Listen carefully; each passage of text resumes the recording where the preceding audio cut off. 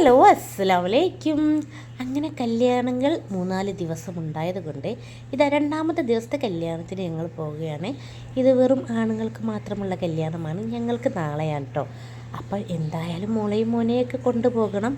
അവരെ രണ്ടാളെയും കൊണ്ടുപോകും. പിന്നെ ഞാൻ എന്തായാലും ഇവരെ കൂടെ അങ്ങോട്ട് ഇറങ്ങാം.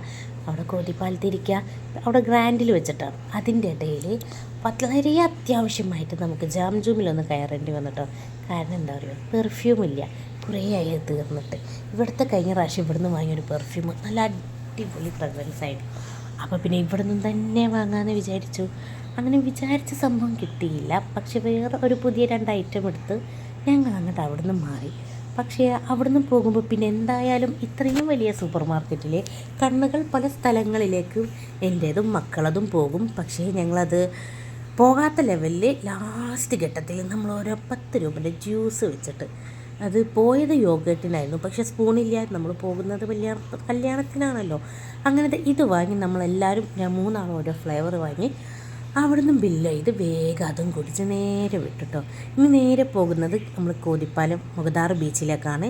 എനിക്ക് കോതിപ്പാലം ബീച്ച് എന്ന് പറയുമ്പോഴാണ് കേട്ടോ പെട്ടെന്ന് കിട്ടുക. അങ്ങനെ അടിപൊളി സൺസെറ്റ് ആവാനായിട്ടോ നല്ല ഭംഗിയുണ്ടായിരുന്നു കാണാൻ.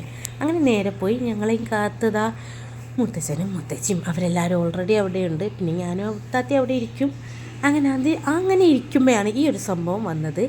വീട്ടിൽ തന്നെ ഉണ്ടാക്കുന്ന ഹോം മെയ്ഡ് പുഡിങ്ങാണ്. അപ്പോൾ എന്താണ് ഇതിൽ ചേരുവാന്ന് ചോദിച്ച് ഞാൻ പറഞ്ഞു തേങ്ങ ഉണ്ട്, പക്ഷെ അതൊന്നല്ല, ഇത് നല്ല കപ്പയുണ്ട് എന്ന് വെച്ചാൽ പൂളൻ്റെ പുഡിങ് കേട്ടോ. പിന്നെ എവിടെ ടൈമായപ്പോൾ ഒരാൾ പോയില്ല. ആരാന്നറിയോ? അയാൾ തന്നെ. കല്യാണത്തിന് പോകാത്ത ചങ്ങായിനെ കണ്ടെക്കണോ? ഇതാണ് കല്യാണത്തിന് പോകാത്ത ചങ്ങായി. നല്ല ബിരിയാണി ഉണ്ടായിരുന്നു, അതൊന്നും എനിക്ക് വേണ്ട. നമുക്ക് എന്താ വേണ്ടേ? എന്ത്? അതോ സ്വീറ്റ് കോണാ വേണ്ടേ? ഒരു ഉമ്മക്കുട്ടി ആയതുകൊണ്ട് ഉമ്മയില്ലാതെ ഇവന് പോകൂല എന്ന് കുറേ പോയിക്കോ മോനേന്ന്. പക്ഷേ എന്തോ അവന് പോകുന്നില്ല. അങ്ങനെയുള്ളവർ വെച്ച് അവർ പോയി. പിന്നെ സ്വീറ്റ് കോണാണ് ആഗ്രഹം പറഞ്ഞത്. അങ്ങനെ ഒരു സ്വീറ്റ് കോൺ വാങ്ങിക്കൊടുക്കുന്ന സന്തോഷമാണ് കണ്ടത്. പിന്നെ നമ്മളൊരു കിടക്ക് പിടിച്ചതും ചായയൊക്കെ കുടിച്ച് പിന്നെ കുറേ നേരം കുറച്ച് കൂടുതൽ ടൈം അവരെ വെയിറ്റ് ചെയ്ത് അപ്പോഴേക്കും അവർ വന്ന് കഴിഞ്ഞപ്പോൾ വീണ്ടും അടുത്ത പ്രൊഡക്റ്റായിട്ട് ഒരു പരിചയപ്പെടുത്താൻ ഒരാൾ വന്ന്. ഇത് കറക്റ്റ് ക്രീം പോലത്തെ തേങ്ങാപ്പാലാണ്, കോക്കോ തായ് എന്ന് പറഞ്ഞിട്ട്. ഇത് അവർ ഫസ്റ്റായിട്ട് സെറ്റാക്കാൻ. അപ്പോൾ ഒന്ന് വാങ്ങി അതിനെ ഒന്ന് പ്രോത്സാഹിപ്പിക്കാൻ അങ്ങനെ അതൊന്ന് വാങ്ങിത്തന്ന.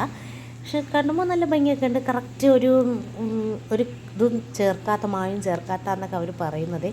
എന്തായാലും നമ്മൾ അതൊക്കെ കഴിഞ്ഞ് ഇനി നാളത്തെ വിശേഷമായിട്ട് വരാം കേട്ടോ. Tata bye bye.